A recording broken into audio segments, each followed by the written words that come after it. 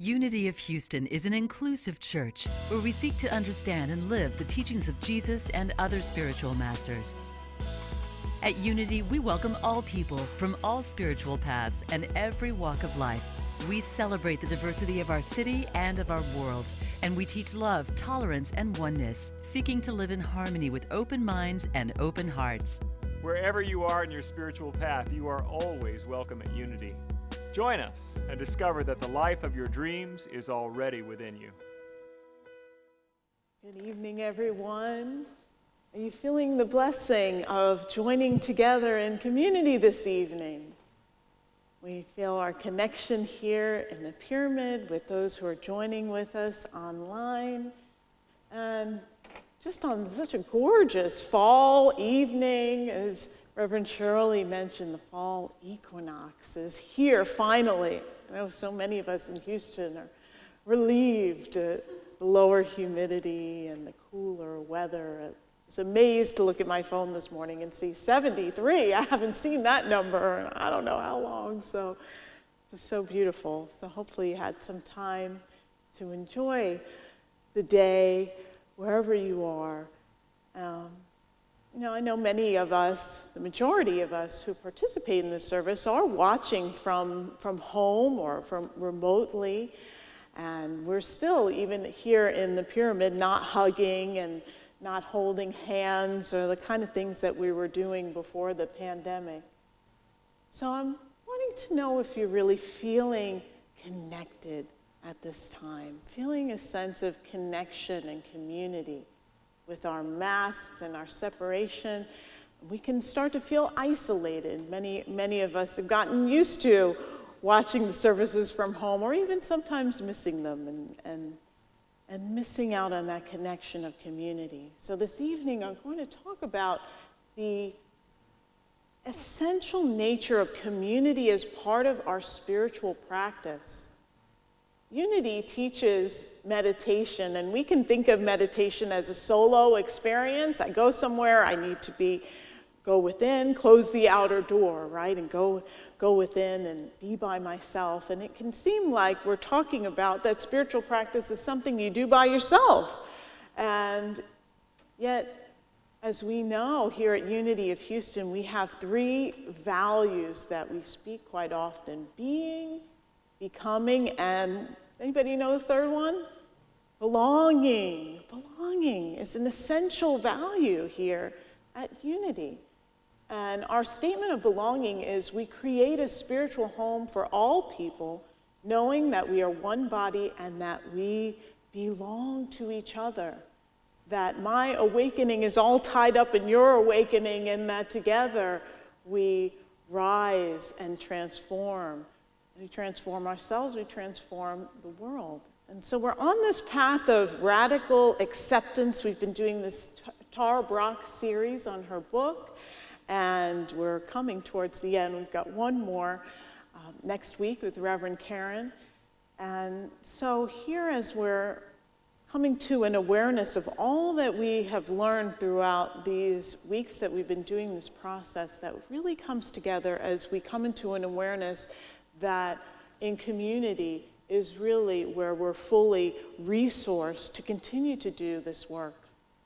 I want to share with you a story from this chapter that Tara Brach shares, and it's a story from the quest for the Holy Grail. And it's about this young knight, and his name is Parsifal, and he's on a quest, and he's going about from town to town, and he finds this town that is a barren wasteland, that nothing is growing, and the people are just walking around like zombies. They just seem like they're depressed, their energy is down, they're just going through the motions of life. And one thing that he noticed was that they just seemed to think this was normal. No one was saying, well, what horror has befallen us, or what can we do to change this? They just kept perpetuating this situation. And so Parsifal, as a knight, he went to the castle of the city where he finds the king. And to his surprise, the king had fallen gravely ill.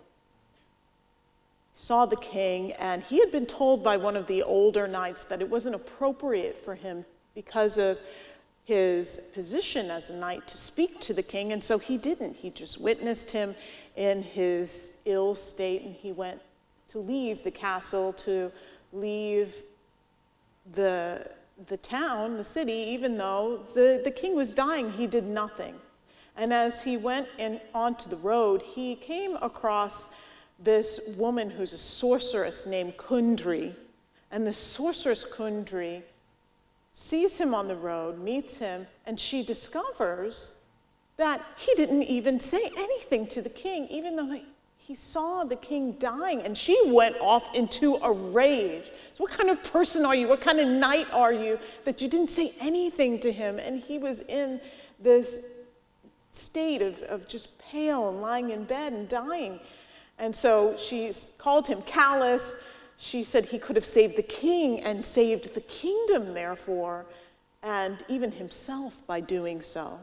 And so he took her words to heart, and he returned to the wasteland and back to the castle where the king was, and he marched right up to the king, because he knew why he was there now. He marched right up to the king, and he gently asked him, kneeling by him, he found him on the couch, and he kneeled by him, and he said, "O my Lord, what aileth thee?" And at that moment, the color returned to the king's cheeks. Life returned to his body, and he stood up fully healed, and he rejoiced, and throughout the kingdom, everyone was coming back to life. The plants, the people, joy was in their hearts again. They were newly awakened. They were talking with animation again and laughing. They were singing together. And the grass on the hills, the story says, began to glow with the new green of spring. And all from what? From what? He just said, "How are you? What's up?" That's it. But can you relate to the king? Have you ever been in that place where you're just so down and lost and in pain that all you, like, can't someone just reach out and care? All he did was care. Just simply cared. Our lives can be like that wasteland, just devoid of meaning, feeling cut off from other people, going through the motions, and we can get caught up in that trance of unworthiness that we've talked about, that trance where we can't awaken ourselves and we can't awaken others when we're stuck in that place. When someone in our lives reaches out who truly cares, we can come back to life in an instant. You ever notice that? A long-lost friend calls, and you don't normally answer calls on your phone. Maybe you let them go to voicemail, but not that one. Oh, I was surprised to hear from them. You pick up, "Hey," and all of a sudden you brighten up. "How are you? Good to hear from you. How are things?" And it's like no time was lost. Somebody who cares. You know, it really doesn't matter how much we pray or meditate, that we're really missing a piece when we are not engaging in spiritual community together. There was a cartoon that was in Tricycle magazine, which is a Buddhist magazine, and it featured an ad for a Buddhist personal column, and this is what the ad said: "Tall, dark, handsome Buddhist looking for himself." So we can think spiritual awakening is just something we do on our own. We do need others to heal our sense of isolation and to remind us of our belonging. The Buddha called spiritual community a sangha. And this was the community that he had of monks and nuns who were all on this path of learning the Dharma, of following his teachings. He said this is one of the basic treasures of the spiritual path, to be in a sangha or a satsang like we have on Wednesday nights. In my sangha, I'm a part of a insight meditation sangha. I have a Dharma buddy who is someone who I talk to every couple of weeks. We connect and we just talk about our journey on the spiritual path, how we're practicing the Dharma, our meditation practice, and then all kinds of other things show up. And one of the real treasures of that is noticing similarities and relating to each other, and also learning from each other's growth and paths we've been on, and maybe some ideas that just show up from the synchronicity of being together. We have a wonderful opportunity, in addition to what we have here on Wednesday nights, for us to engage in a small group experience where you get to have some buddies on the path. It is called Spirit Group, so you may have heard of it or may be new to you. We have so many that you can choose from. There are 35 groups, as I understand, that we have that are open. I have a group, and I think I have one space left. If you want to go on the website and find it, you're certainly welcome to join us.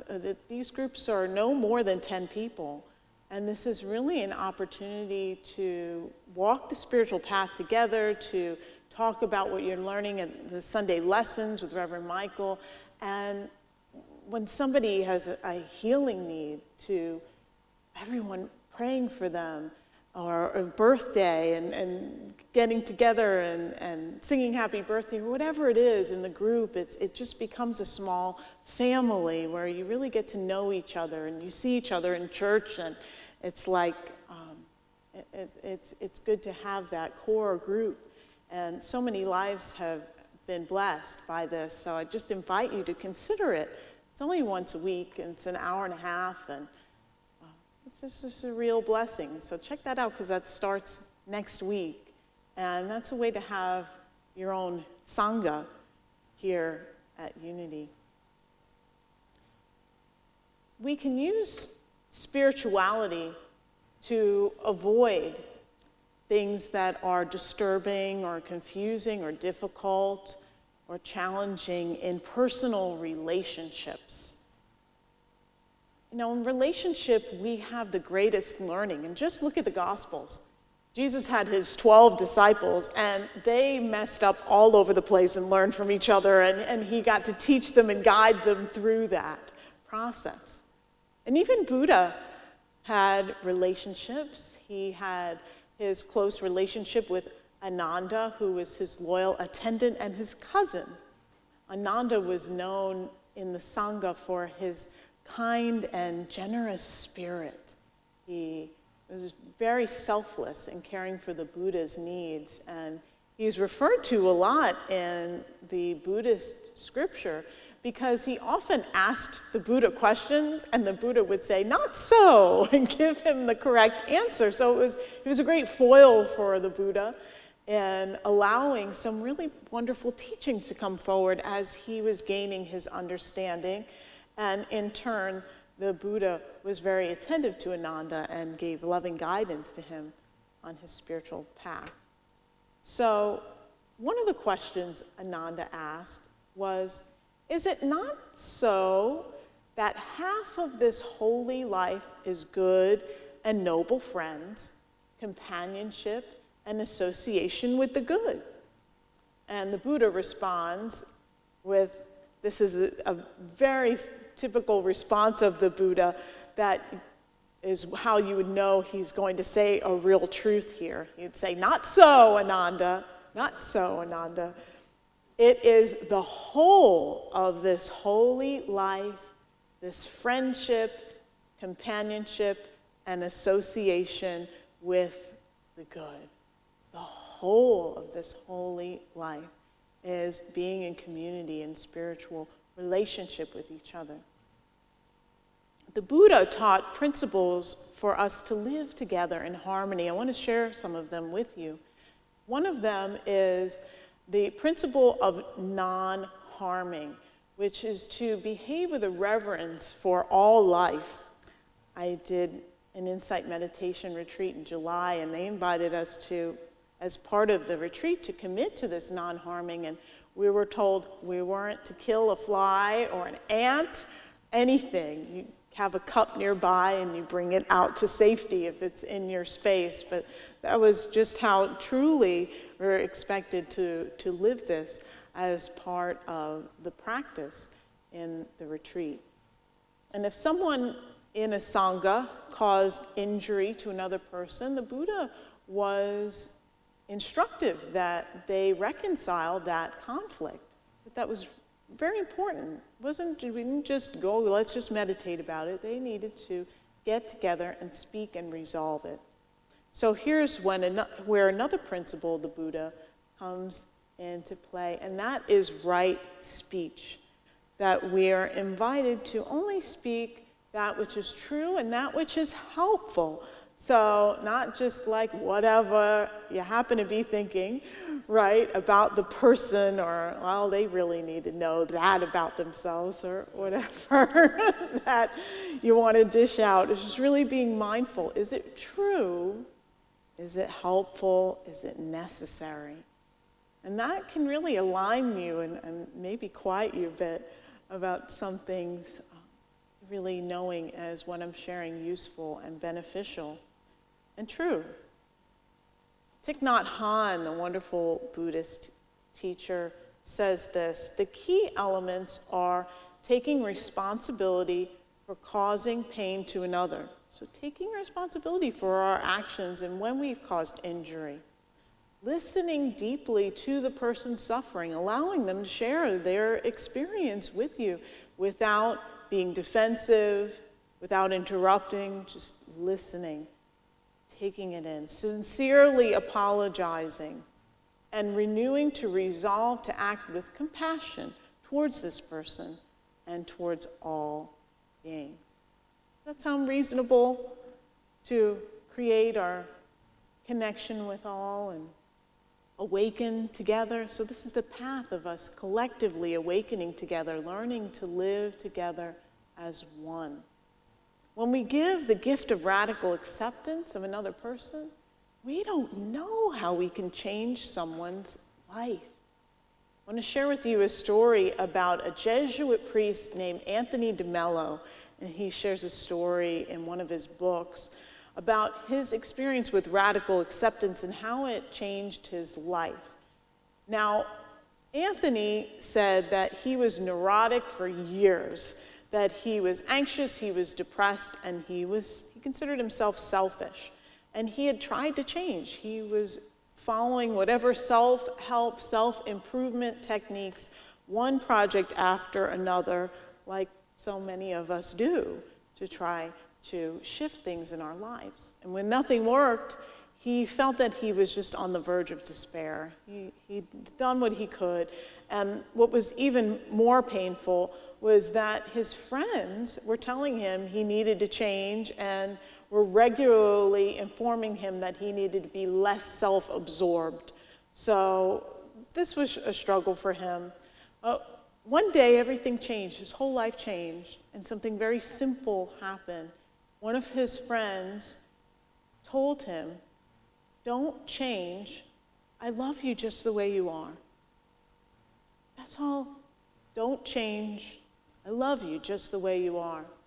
And this affirmation that his friend gave him just ran through his mind, and he kept hearing it again and again. Don't change, don't change, don't change. I love you just the way you are. And it was like an experience of grace for him.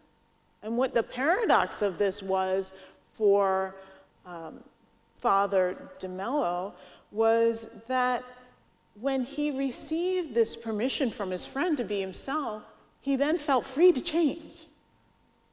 Because he felt loved and accepted. And just in that experience, he felt a freedom to let go. He also felt a feeling of aliveness and a connection with his friend, with all beings that he had kind of blocked off for many years, he shares. And when we accept others just as they are, it doesn't mean that we have to like everything that they do. And somebody who's really a mindful friend will let us know when we've hurt them. And if we're hurting ourselves or hurting others, a good friend might organize an intervention for you if they see that you are struggling from addiction or gambling away your paycheck every pay period. They may let us know if you're showing up in a hurtful way, but that they still love you, they can accept your humanity, and they can be honest. And so we heal together when we accept that pain is not individual, it's collective. We all share in this experience of pain because we are one body. We belong to each other. We belong to each other and we heal together. As the Buddha taught, life's difficulties are not owned or caused by an individual, that our changing states of body, our changing states of mind have a myriad of variables that come into play that create these experiences. And so when we recognize this, then we can be open, we can be vulnerable with each other and accepting of each other. In Unity, we have this teaching where we say, I behold the Christ in you, or I behold the Christ that you are. The Indian master Sri Nisargadatta gave this simple advice. He said, just let go of every thought except, I am God, you are God. I am God, you are God. I am God, you are God. Beholding that, seeing the truth beyond appearances. So when we relate to each other with this radical acceptance, this is when we really affirm the truth of who we are and we really connect and grow together in community. I want to close with this poem by an anonymous author. I sought my God I could not see. I sought my soul eluded me. I sought my brother, and I found all three. So let us find that experience of God and of ourselves through our community together, awakening together. Namaste. Thank you for watching this message today. I'd like to invite you to join us in person here on campus at Unity of Houston for Sunday morning or Wednesday evening services. If you can't be with us here on our campus, you can still join us live on Facebook or on our website, unityhouston.org, Sunday mornings at 11 a.m. Central.